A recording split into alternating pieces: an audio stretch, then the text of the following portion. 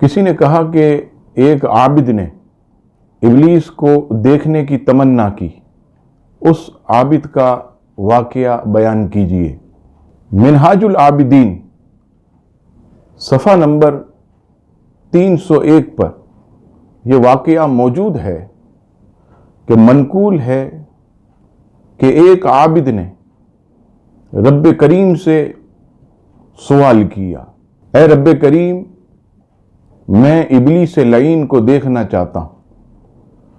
رب کریم کی طرف سے یہی جواب ملتا تھا کہ اس خیال کو چھوڑ اور عافیت اور امن کی دعا کیا کر، مگر وہ اپنے اس خیال پر مصر تھا، یعنی وہ ضد پکڑے ہوئے تھا کہ میں نے ابلیس کو دیکھنا ہے۔ لہذا بالآخر ایک روز اللہ تعالیٰ نے ابلیس کو اس کے اوپر ظاہر کر دیا۔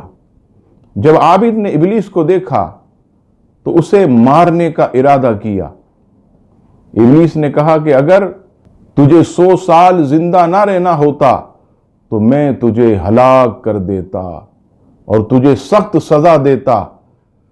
عابد نے جب یہ سنا کہ 100 سال میری عمر ہے تو وہ کہنے لگا دل ہی دل میں کہ ابھی تو میری بہت زندگی ہے، میں ابھی فسق و فجور میں مبتلا ہو جاتا ہوں، آخری وقت میں توبہ کر لیں گے، 100 سال کی عمر ہے۔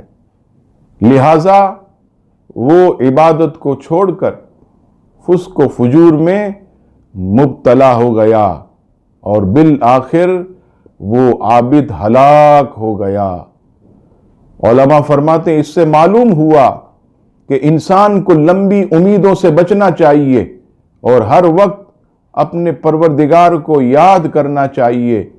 موت کا کوئی بھروسہ نہیں کہ کسی وقت بھی موت کا فرشتہ آن کھڑا ہو اور ہمارا سلسلہ حیات جو ہے یہ منقطع کر دے۔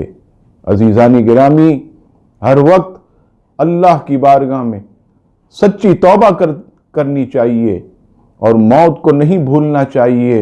موت کسی لمحے بھی آ سکتی ہے۔ اللہ تبارک و تعالی ہم سب کو موت کو یاد رکھنے اور اپنا خوف عطا فرمائے۔ آمین۔